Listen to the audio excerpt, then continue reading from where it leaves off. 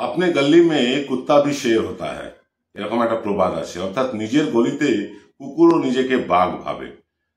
আমাদের নতুন চ্যানেল, একেবারে brand new channel Prabir plus শুরু হলো আজ থেকে শুরু হলো এই কারণেই আপনাদেরকে বললাম, যে কোনো সময় যে কোনো দিন এনকে ডিজিটাল বন্ধ হয়ে যেতে পারে। কারণ যেভাবে একের পর এক ইউটিউব চ্যানেলকে বন্ধ করে দেওয়া হচ্ছে, যারা সরকারের কাছে প্রশ্ন রাখে, সরকারকে প্রশ্নের মুখে দাঁড় করায়, সেসব চ্যানেলগুলোকে একের পর এক বন্ধ করে দেওয়া হচ্ছে। আমাদেরও বন্ধ করে দেওয়া হতে পারে, সেই আশঙ্কা থেকেই শুরু করলাম এই প্রবীর প্লাস। এইখানে আমি প্রবীর বিশ্বাস আপনাদের জন্য নিয়ে আসবো প্রত্যেক দিন বিকেল 5টায় কোনো না কোনো অনুষ্ঠান। আপনারা যারা এনকে ডিজিটালের সাবস্ক্রাইবার, তারা কিন্তু এই চ্যানেলটা দেখতে বা সাবস্ক্রাইব করে দিতে ভুলবেন না। কারণ কোনোদিন এনকে ডিজিটাল যদি বন্ধ হয়ে যায়, তাহলেও কিন্তু আমাদের অনুষ্ঠান এই প্রবীর প্লাসে চালু থাকবে।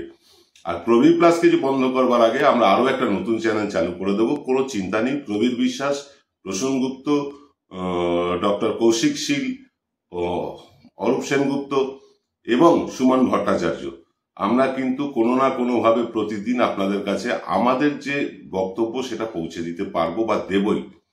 যাকে আপনি গলি মে কুত্তা ভি শের হতা হ্যায়, মানে নিজের গলিতে কুকুরও নিজেকে শের ভাবে।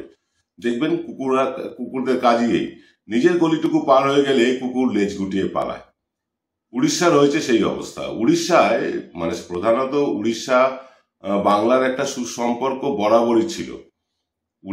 উড়িষ্যাবাসীদের আমরা বরাবরই আপন করে নিয়েছি। বাংলা, বিহার, উড়িষ্যা নিয়ে বৃহত্তর বঙ্গদেশ ছিল, সেই সূত্রে ওড়িয়াদের আমরা আপনজন ভাবতাম। কিন্তু এই জগন্নাথ ধাম নিয়ে যে ধুমধাম শুরু করেছে উড়িষ্যাবাসীরা, এবং শুধু তাই না, বাঙালিদের উপর যেভাবে আক্রমণ শানাচ্ছে, তাতে মনে হচ্ছে যে এই গলির কুকুরের মতন তারা নিজেদের গলিতেই চিৎকার চেঁচামেচি করছে। একটা অসমর্থিত সূত্রের খবরে আমরা যেটা দেখলাম, সেটা হচ্ছে ভারতবর্ষের মধ্যে উড়িষ্যাতেই সবচেয়ে কম বাঙালি থাকে। উড়িষ্যাতেই বাঙালির সংখ্যা অত্যন্ত কম, সেটা 2.5 লাখের কাছাকাছি, এর বেশি না।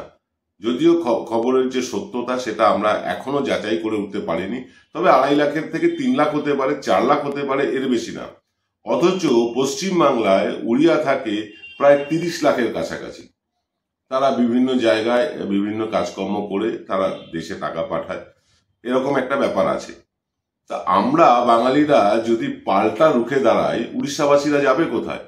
আসলে প্রবলেমটা কোথায়? দীঘায় জগন্নাথ ধাম হওয়াতে পুরীর মৌরসি পাট্টা বা একচেটিয়া মৌরসি পাট্টা সেটা খানিকটা ধাক্কা খেয়েছে। কেন বলছি?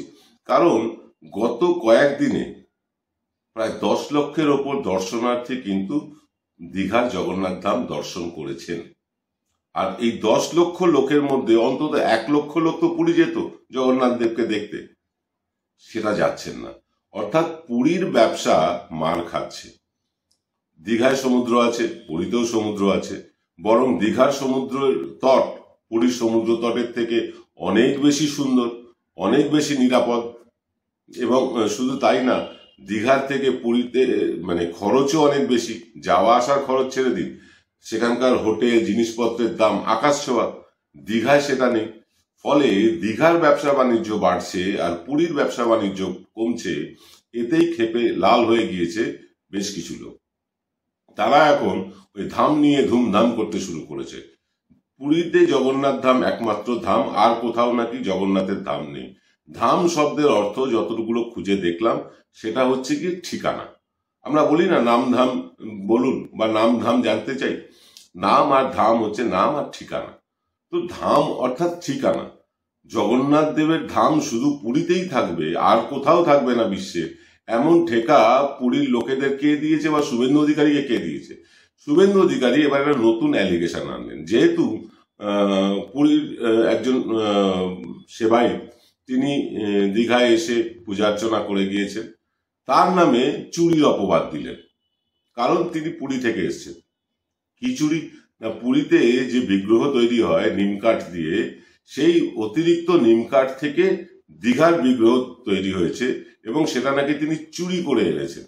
এবং এই চুরির দায়ে মমতা ব্যানার্জিকেও জেলে যেতে হবে, এমনও হুঙ্কার দিয়েছেন শুভেন্দু। মানে আমি বুঝি না, শুভেন্দু নিজেকে সনাতনী হিন্দু বলে দাবি করে কিভাবে? তার নিজের জেলাতে তার ঘরের পাশে একটা জগন্নাথ দেবের মন্দির রয়েছে, যে প্রচারের আলোটা দিলীপ ঘোষ শুষে নিয়ে চলে গেলেন, সেই প্রচারের আলোটা তো শুভেন্দু পেতে পারতেন যদি শুভেন্দু যেতেন। সেখানে একটা ভ্রাতৃত্বের পরিবেশ তৈরি হতো, মমতা বন্দ্যোপাধ্যায়ের পাশে বসে গল্প করতেন, তার পায়ে হাত দিয়ে হয়তো প্রণাম করতেন, দিদি বলে ডাকেন, যদিও এখন আর দিদি বলেন না, মমতা বলেন, বেগম বলেন, যাকে তবু একটা ভ্রাতৃত্বের পরিবেশ তৈরি হতো। হিন্দুরা বুঝতো যে শুভেন্দু অধিকারী হিন্দুদের পক্ষে। কিন্তু পুরীর দীঘার মন্দিরে পা দেব না, দীঘায় নিমকাঠ চুরি করে এনে মূর্তি বানানো হয়েছে, এইসব বলে আদতে তো তিনি হিন্দুদেরই অসম্মান করছেন। সম্বিত পাত্রা, পুরীর সাংসদ, তিনি বলছেন যে জগন্নাথ ধাম নাকি সারা পৃথিবীতে একমাত্র পুরীতেই আছে। এটা হতে পারে কখনো? জগন্নাথ ধাম শুধু পুরীতেই থাকবে আর কোথাও থাকবে না? জগন্নাথের ঠিকানা শুধুই পুরী? জগন্নাথ তো প্রতিটি হিন্দুর হৃদয়ে আছে। এইসব আজে বাজে কথা বলে আসলে মানে রসগোল্লার জিআই তো চলে গিয়েছে। রসগোল্লাও বলেছিল নাকি উড়িষ্যার নিজস্ব প্রোডাক্ট, তারা জিআই ক্লেম করেছিল, সেটা ধোপে টেকেনি। এখন পুরীর ধামটাকে তারা বলছেন তাদের নিজস্ব প্রোডাক্ট, জগন্নাথ দেব তাদের নিজস্ব। আমরা কখনো বলি মা দুর্গা শুধু বাঙালিদের? সারা ভারতবর্ষে, সারা পৃথিবীর বিভিন্ন বড় বড় শহরে দুর্গাপুজো হয় এবং সেটা আমরা মানে কি বলবো, প্রচুর মানুষ দেখতে যায়। আমি নিজে একবার মুম্বাইয়ের দুর্গাপুজো দেখতে গিয়েছিলাম, অভিভূত হয়ে গেছিলাম গায়ক অভিজিতের পুজো দেখে। কলকাতার যে কোনো পুজোর থেকে বেশি ভালো পুজো। একবার দিল্লিতে ছিলাম দুর্গাপুজোর সময় কর্মসূত্রে, তখন দেখেছি দিল্লির দুর্গাপুজো ততটা আমার ভালো না লাগলো, মুম্বাইয়ের দুর্গাপুজো আমার মন কেড়েছে, প্রাণ কেড়েছে। যদিও বাংলার মতন এত বেশি হয় না। তা আমরা কখনো বলি দুর্গা ঠাকুর আমাদের? দেবতা সকলের, হিন্দু, মুসলিম, খ্রিস্টান, বৌদ্ধ সকলের দেবতা। আসলে আমরা বিভিন্ন বিগ্রহ দেখে, বিভিন্ন মূর্তির শেপ দেখে আমরা বিভিন্ন রকম ধারণা করে নিই। আসলে ব্যাপারটা তো তা নয়। দেবতা তো একই, সে প্রত্যেকের জন্য একই দেবতা। সবকা মালিক এক। আমরা এটাই, এই তথ্যে বিশ্বাস করি। সবকা মালিক এক হ্যায়, সবকা মালিক এক হ্যায়। হিন্দু, মুসলিম, খ্রিস্টান, বৌদ্ধ সবার মালিক ওই একজনই। এই তত্ত্বে বিশ্বাস করি আমরা, বিশেষ করে বাঙালিরা। উড়িয়ারা জগন্নাথ দেবকে একেবারে নিজের কোলে বসিয়ে রাখতে চাইছেন, আর কাউকে দেবেন না। কেন? জগন্নাথ কি তোমার বাবার একা? আর যেভাবে বাঙালিদের উপর টর্চার শুরু হয়েছে, এরপরে পাল্টা যদি রিটালিয়েট করে, বাঙালিরা প্রত্যাঘাত করতে শুরু করে, উড়িয়ারা কোথায় যাবে বলুন তো? মানে আমি আপনাকে বলছি যে মেদিনীপুর সংলগ্ন যে উড়িষ্যা, সেইখানকার প্রায় 60% লোক কলকাতায় আসে চিকিৎসা করাতে। পিজি হাসপাতালে বিনে পয়সায় চিকিৎসার জন্য লাইন দেয়। ভাবুন, তারা আমাদেরকে চমকাচ্ছে, ধমকাচ্ছে। অন্ধ্র থেকে মাছ আসতে দেয় না। অন্ধ্র থেকে উড়িষ্যার উপর দিয়ে মাছ আসে পশ্চিমবাংলায়, সেই মাছ আটকে দেওয়া হয়। মাছ ব্যবসায়ীদের কোটি কোটি টাকা লস হয়, কারণ পশ্চিমবাংলা বলেছে আমাদের আলুর এত প্রয়োজন যে আমরা অন্য কাউকে আলু দিতে পারবো না। ওদেরকে আমরা আলু দিতে পারবো না, তার জন্য ওরা আমাদের মাছ আটকে দিচ্ছে, তাও আবার ওদের রাজ্যের না, অন্ধ্র থেকে আসা মাছ আটকে দিচ্ছে। আরে বাবা, আগে তো আমি আমার রাজ্যের লোককে বাঁচাবো। মমতা বন্দ্যোপাধ্যায় তো সেই সময় সঠিক সিদ্ধান্ত নিয়েছিলেন যে পশ্চিমবাংলার লোককে আগে আমি আলু দেব, উদ্বৃত্ত আলু আমি বিক্রি করব। তো উদ্বৃত্ত হয়নি, সেবার আলুর ফলন কম হয়েছিল। মমতা বন্দ্যোপাধ্যায় বলেছেন অন্য কোথাও আলু পাঠানো যাবে না। ঠিকই তো বলেছেন, বাঙালির স্বার্থে তিনি একদম সঠিক পদক্ষেপ নিয়েছিলেন। তারও বিরোধিতা করতে হবে। আর বিরোধিতা করছে কারা? এই শুভেন্দু অধিকারীরা। এই যে এইরকম মানে অ্যান্টি বাঙালি এবং অ্যান্টি হিন্দু, আমরা বারবার বলি বিজেপি কোনো হিন্দুদের দল নয়, আসলে এটা একটা অ্যান্টি হিন্দু দল। হিন্দুদের প্রতিটি কাজে তারা বাগড়া দেওয়ার চেষ্টা করে। দেখুন না, জগন্নাথ মন্দিরে বাগড়া দেওয়ার চেষ্টা করলো দিলীপ ঘোষ, যে লোকটা কোনো পদে নেই, যে লোকটা মন্ত্রী না, যে লোকটা সাংসদ না, বিধায়ক না, দলের একজন সাধারণ কর্মী, সাধারণ সদস্য। এরকম তো অনেক সদস্য দীঘাতে গিয়েছেন, আর যত দোষ দিলীপ ঘোষ। এই যে একটা মন্দিরে যাওয়া নিয়ে যে ধরনের চাপানুতর শুরু হয়েছে, যে ধরনের নোংরামি শুরু হয়েছে বিজেপির মধ্যে, আসলে বিজেপিকে মানে নিজেরাই নিজেদের নগ্ন করে দিচ্ছে, নিজেরাই নিজেদের প্রকাশ করে দিচ্ছে যে এরা আসলে অ্যান্টি হিন্দু। বলে মুখে হিন্দু হিন্দু, কিন্তু আসলে এরা হিন্দুদের মন্দিরেও পা রাখতে চায় না। হিন্দুদের মন্দির উদ্বোধন হলে এরা খুশি হয় না। হিন্দুদের কোনো রিচুয়াল যদি সঠিকভাবে পালনের চেষ্টা হয়, সেখানে বলা হবে নিমকাঠ চুরি করে এনেছে। এই ধরনের কথাবার্তা বলে অ্যান্টি হিন্দু হিসেবেই প্রতিষ্ঠিত করে ফেলছে শুভেন্দু অধিকারী।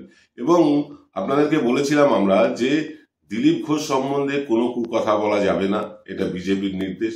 এবং এটাও বলা হয়েছিল যে দিলীপ ঘোষকে কোনো মিটিংয়ে আর ডাকা যাবে না, বা দিলীপ ঘোষ কিছু কোনো কর্মসূচি নিলে সেখানে বিজেপি নেতারা যাবেন না।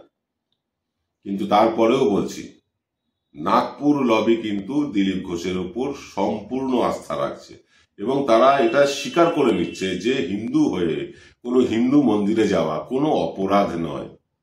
শুভেন্দু অধিকারী আবার কি চমকাচ্ছে শুনেছেন? বলেছেন যে ওখানে অহিন্দু লোকেরা ঢুকলে তারা নাকি সেটা নিয়ে প্রচার করবেন। আরে এটা পুরী নয়, পুরীর সিস্টেম আর দীঘার সিস্টেম আলাদা, এটা বাংলা। এখানে হিন্দু, মুসলমান, খ্রিস্টান, বৌদ্ধ, শিখ, জৈন, পার্সি প্রত্যেকে যাবেন জগন্নাথ ধামে, প্রত্যেকের জন্য ভগবানের দ্বার উন্মুক্ত। আমাদের হৃদয় এত ছোট নয়, আমাদের বাঙালিদের হৃদয় অনেক বেশি প্রসারিত। তাই তো উড়িয়ারা এখানে এসে করে কমবে খায়, তাই গুজরাটিরা করে কমবে খায়, তাই এখানে মারোয়াড়িরা করে কমবে খায়।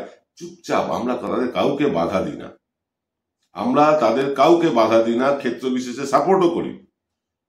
আর অন্য রাজ্যে বাঙালিরা মার খাচ্ছে। ইতিমধ্যে গুজরাট থেকে খবর আসছে, দিল্লি থেকে খবর আসছে হরিয়ানা থেকে খবর আসছে, মধ্যপ্রদেশ থেকে। সেখানে বাংলায় কথা বললেই নাকি বাংলাদেশি, তাদেরকে হয় জেলে ঢোকানো হচ্ছে আর না হয় তাদের বাড়ি ভাঙচুর করা হচ্ছে, ইত্যাদি ইত্যাদি হচ্ছে। আপনারা দেখেছেন কয়েক বছর আগের ঘটনা যে কিভাবে কালী মন্দির ভাঙা হয়েছে উত্তরপ্রদেশে। কালী মন্দির কারা ভেঙেছে? বিজেপির সমর্থকরা ভেঙেছে। কেন ভেঙেছে? কারণ তাদের কালী ঠাকুরের উপরে রাগ নেই, তাদের রাগটা হচ্ছে ওই মন্দিরটা বাঙালিরা প্রতিষ্ঠা করেছে, বাঙালির প্রতিষ্ঠিত কালী মন্দির ভেঙে দেওয়া হয়েছে। এই হচ্ছে বিজেপির হিন্দুত্ব।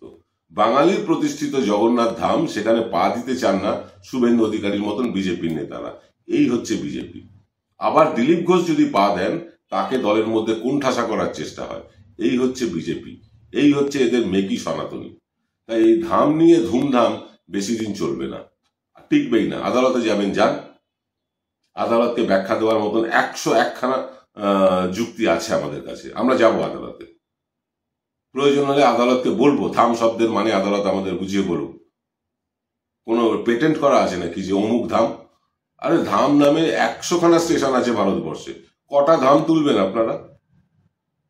এই ধাম নিয়ে ধুমধাম করা বন্ধ করুন, বাঙালির সাথে সহাবস্থান করুন। আমরা সত্যি উড়িয়াদের ভাই বলে ভাবি, ভাই বলে ভাবতে চাই। এবং উড়িষ্যায় যেভাবে বাঙালিদের উপর অত্যাচার হচ্ছে সেটা বন্ধ হোক চাই। আমরা এটাও চাই না যে পশ্চিমবাংলায় উড়িয়াদের ওপর কোনো অত্যাচার হোক, কারণ তারাও শান্তিপ্রিয় জাতি। কিন্তু এই উড়িয়ারা শান্তিপ্রিয় থেকে অশান্তিপ্রিয় হয়ে গেল হঠাৎ বিজেপি গভর্নমেন্ট চলে যাওয়ার পর, নবীন পট্টনায়কের ক্ষমতা চলে যাওয়ার পর, বিজেপি ক্ষমতায় আসার পর তারা হঠাৎ করে সবাই মানে এত বেশি সনাতনী হয়ে গেল যে বাঙালি মানেই তাদের কাছে শত্রু হয়ে গেল। বাঙালি কি সনাতনী না? চৈতন্যদেব সনাতন ছিলেন না? বিবেকানন্দকে কি আপনি হিন্দু বলবেন না? এই যে এই ধরনের প্রোপাগান্ডা বাঙালির বিরুদ্ধে সারা দেশে ছড়ানো হচ্ছে সৌজন্যে বিজেপি, দায়িত্ব নিয়ে বলছি। এই যে বিজেপির সৌজন্যে অ্যান্টি বাঙালি একটা প্রোপাগান্ডা সারা দেশে ছড়িয়ে দেওয়া হচ্ছে, এর ফল বিজেপি কি পশ্চিমবাংলায় ভুগবে না? যে মানুষগুলো বিজেপি ক্যাডার দ্বারা গুজরাটে অত্যাচারিত হচ্ছে, সেই মানুষ যখন রাজ্যে ফিরে আসছে, তার পাড়া প্রতিবেশী আত্মীয় স্বজনকে বলবে না যে বিজেপি কেমন অত্যাচার করে? তারপরও বিজেপি পশ্চিমবাংলায় ভোট পাবে। 39% ভোট ছিল বিজেপির, লিখে রাখুন অন্তত 5% কমবেই। আমাদের সমীক্ষা চলছে এনকে ডিজিটালে, কমতে বাধ্য। যে ধরনের আচরণ তারা হিন্দুদের সাথে করছে, যে হিন্দু মন্দিরে পা দেব না, বাংলায় কথা বললেই বাংলাদেশি বলে তাড়িয়ে দেবো না, জেল খাটাবো, এইসব করলে বাড়বে না ভোট বিজেপির। এবং হিন্দুরাও বিরক্ত। বহু মানুষের সাথে কথা বললাম, বহু হিন্দু মানে কট্টর হিন্দু এমন মানুষের সাথেও কথা বললাম যারা বাড়িতে গেরুয়া পতাকা লাগিয়ে রেখেছেন, হর হর মহাদেব লিখে রেখেছেন। কেউ হয়তো কি সব বলে ওরা, মানে বিভিন্ন রকম মানে বোঝানোর চেষ্টা করা যে আমি হিন্দু, গর্ব সে কহো হাম হিন্দু হ্যায়, এই স্টিকার লাগিয়ে রেখেছে। এরকম বহু মানুষের সাথে কথা বললাম দুদিন ধরে, প্রত্যেকে ছিচিৎকার করছেন। কেন? কারণ শুভেন্দু অধিকারী যে সনাতন ধর্মের এখন ধারক বাহক এবং একমাত্র প্রচারক বলে নিজেকে পরিচয় দেন, সে বলছে জগন্নাথ ধামে পা দেব না। জগন্নাথ ধাম কি অপরাধ করলো? ওই মমতা বন্দ্যোপাধ্যায় মন্দিরটা তৈরি করেছেন বলে? মন্দির যে কেউ তৈরি করুক, ভগবান তো সকলে, শুভেন্দু অধিকারীরও। এটা শুভেন্দু অধিকারী যত তাড়াতাড়ি বুঝবেন তত ভালো। আজকের মতন আমরা অনুষ্ঠান শেষ করছি। এই প্রবীর প্লাস এই চ্যানেলটি সাবস্ক্রাইব করতে ভুলবেন না, আমাদের পাশে থাকতে ভুলবেন না, কারণ এনকে ডিজিটাল বন্ধ হয়ে গেলে হাতিয়ার এটাই। এটা থেকেই আপনাদের কাছে অনুষ্ঠান আনবো প্রতিদিন। তাই এই চ্যানেলটাও সাবস্ক্রাইব করে রাখুন। প্রতিদিন বিকেল 5টায় কিছু না কিছু অনুষ্ঠান নিয়ে আমরা আসবো এই চ্যানেলে। আজ এই পর্যন্ত, সকলে ভালো থাকুন। আপনাদের সাথে দেখা হবে রাত্রিবেলা ঠিক 8টায়। এনকে ডিজিটালে আসবেন অরূপ সেনগুপ্ত। অরূপ সেনগুপ্ত তার বিশ্লেষণ নিয়ে আসবেন। তার অনুষ্ঠানটা দেখতে ভুলবেন না। আজ এই পর্যন্ত, সকলে ভালো থাকুন। নমস্কার।